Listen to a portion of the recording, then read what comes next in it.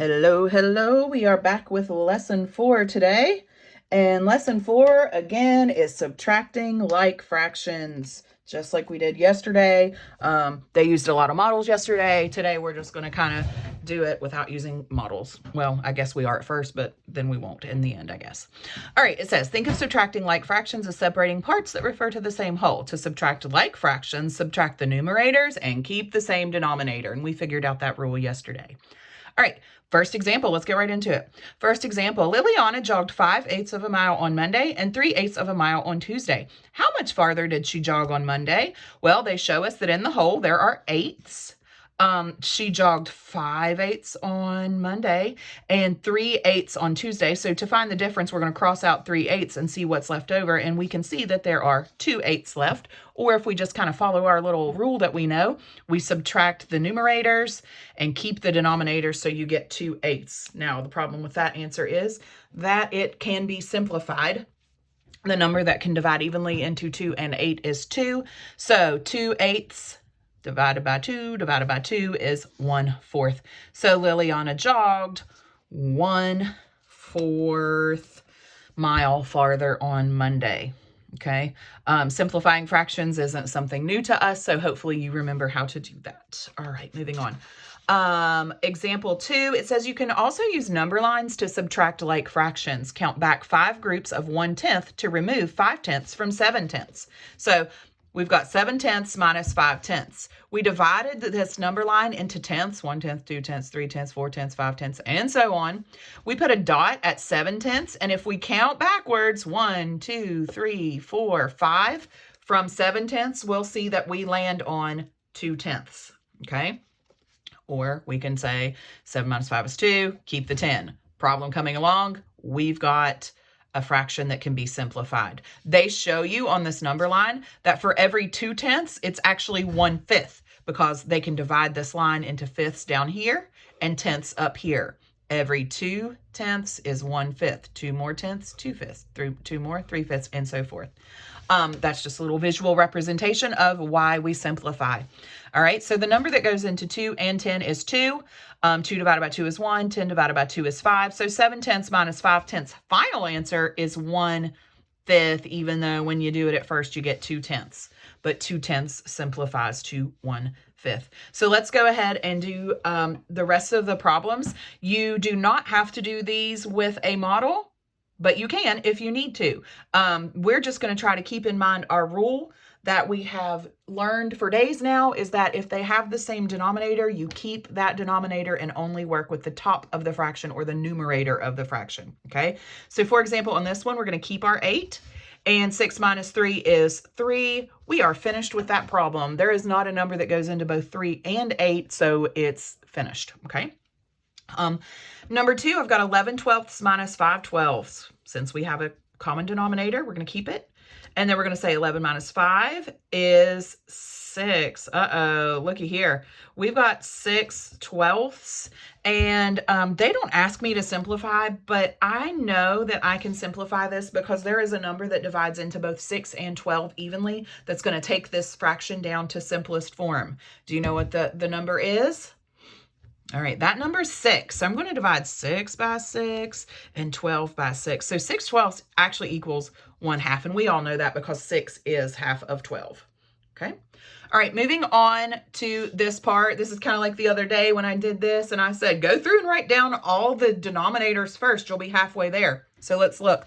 I've got eighths, sixths, tenths, thirds, fifths, sixths, 12ths, tenths, and tenths. Look at there. I'm halfway done with that section, okay?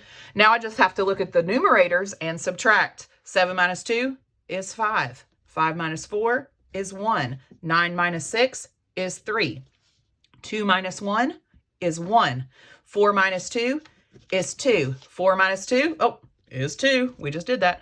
9 minus 5 is 4. 7 minus 3 is 4. 6 minus 1 is 5. Now, we are not finished with that section because if you look up here at the directions, it says find the difference right in simplest form. So I have to go back through and say, is there a number that divides evenly into both my numerator and my denominator? So let's go through and check. Is there a number that divides evenly into both 5 and 8? Well, if I think about all the factors of 5 and all the factors of 8, they don't have any in common. So that one is in simplest form. On this one, I have 1/6. That's as low as you can go, guys. There's nothing to do on that one. On number 5, if I think of all the factors of 3 and all the factors of 10, they do not have any in common. So that one is in simplest form. Number 6, 1/3. We're as low as you go. Okay. That's all you got to do on that one. 2/5. Factors of 2, factors of 5, nothing in common. That's as low as you go. So far, man, we haven't had to do anything, huh? All right, but here we are on number 8. Let's look at it. We've got a 2 and a 6. Think of all the factors of 2, 1 and 2. Think of the factors of 6, 1, 2, 3, and 6. What did they have in common? They had a 2 in common. So I'm going to divide both of those by 2. 2 divided by 2 is 1. 6 divided by 2 is 3. So my simplest form of that answer is 1/3.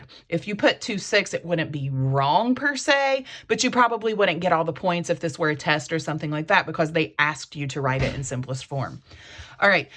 Number 9, you've got 9/12 minus 5/12, and we got 4/12 on that one. That's a good answer. However, it's not in simplest form because there is a number that divides evenly into 4 and 12. What is that number? That number is 4. 4 divided by 4 and 12 divided by 4.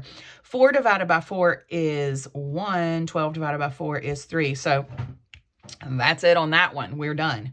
All right, number 10. Oh, we got to simplify again. We've got 4/10. What number divides evenly into both 4 and 10? That number is 2. So I'm going to divide both of those by 2. 4 divided by 2 is 2. 10 divided by 2 is 5. So my answer on that one is 2/5. And finally, on number 11, I've got 6/10 minus 1/10. I already figured out that that is 5/10. However, there's a number that divides evenly into both 5 and 10. What is that number? That number is 5.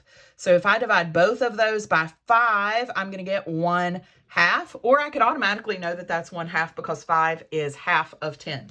All right. If you have any questions on that part, go back, rewatch, do it again. All right, down at the bottom, it says find each unknown, match each question to its difference in simplest form. I bet you that when I do these, the answer that's not in simplest form is also going to be there because they probably are going to try to trick you because that's what these math books and stuff like that do. They try to trick you and we're not going to fall for it. All right, so let's look at this. 4/5 minus 1/5. Well, I know that I'm going to keep my fifths, and 4 minus 1 is 3. Now, is there a number that goes into both 3 and 5? No, there's not. So I'm going to match 3/5 to this question, okay? They didn't trick anybody on that one because you didn't even have to simplify. All right, on number 13, I've got 6/12 minus 2/12. I'm going to keep my 12ths on the bottom, and then I'm going to say 6 minus 2 is 4. Now, is there, look, they want to trick me with this 4/12. There it is, but I know that that's not what my answer is going to be because it will simplify. Is there a number that goes into both 4 and 12? Yes, there is. It is 4. So I'm going to divide this one by 4 and divide this one by 4, and I'm going to get 1/3. So this question, I'm going to match up with 1/3. All right, last one on this section, 7/10 minus 2/10. I'm going to write my tenths on the bottom. 7 minus 2 is 5. Oh, are they going to trick me? Because look, there's 5/10. I could draw that line, but I'm not going to do it because I know that there is a number that divides evenly into 5 and 10, and that number is 5. So 5 minus 5 is 5, or not minus, 5 divided by 5, and 10 divided by 5. 5 divided by 5 is 1. 10 divided by 5 is 2. I knew that 5/10 equaled 1/2 because 5 is half of 10. So I'm going to match up this question with 1/2. So those are the ones that you should have matched those up with. All right, we're finished with that page. Let's move on to the next one. All right, so we got a few word problems on here, so let's work through them. All right, Kenji's dog ate 3/12 of the treats in a box of dog treats on Monday. His dog ate 2/12 of the treats on Tuesday. What fraction of the box of the treats did his dog, or what fraction more of the box of the treats did his dog eat on Monday than on Tuesday? So on Monday, he ate 3/12. And on Tuesday, he ate 2/12. So it says, what fraction more? That tells me I'm going to subtract. Okay. So 3/12 minus 2/12. 3 minus 2 is 1. And I'm going to keep that 12. So I'm done with that question already. 1/12. Easy peasy. All right. Number 16. Dan used 4/10 of a pack of golf balls on Saturday. Then he used 2/10 of the pack of golf balls on Sunday. What fraction more of the pack of golf balls did Dan use on Saturday than on Sunday? Draw a model and solve. So it wants me to draw a model. I'm going to look at my denominators to help me know how many equal sections go in my model. How many equal sections do I need? 10. 1, 2, 3, 4, 5, 6, 7. Oh, gosh. 8, 9, 10. Let's make sure that's right. I tore a hole in my book. I got all confused. 1, 2, 3, 4, 5, 6, 7, 8, 9, 10. I got it. All right. So on Saturday, he used 4/10. So I'm going to shade in 4/10. 1, 2, 3, 4. Okay. Then he used 2/10 of the pack on Sunday. So I'm going to cross out 2 of those. 1, 2, and I'm going to show that I have 2 left over. So up here, I'm going to say 4/10 minus 2/10 equals 2/10, right? Yeah, but can 2/10 be my answer? That's not simplified. What number goes into both 2 and 10? Well, I can divide both of those by 2. 2 divided by 2 is 1. 10 divided by 2 is 5. So actually, he used 1/5 more on Saturday. All right. All right, number 17, Bella has 5/8 of her room left to paint. She says that if she paints 2/8 of it today, she will have 7/8 of it left to paint tomorrow. Find and correct her mistake.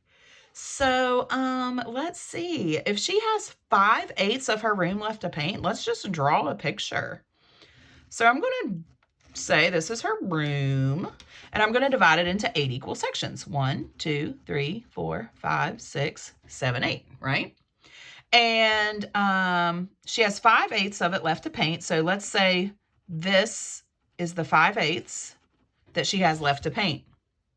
Then she paints 2/8 of that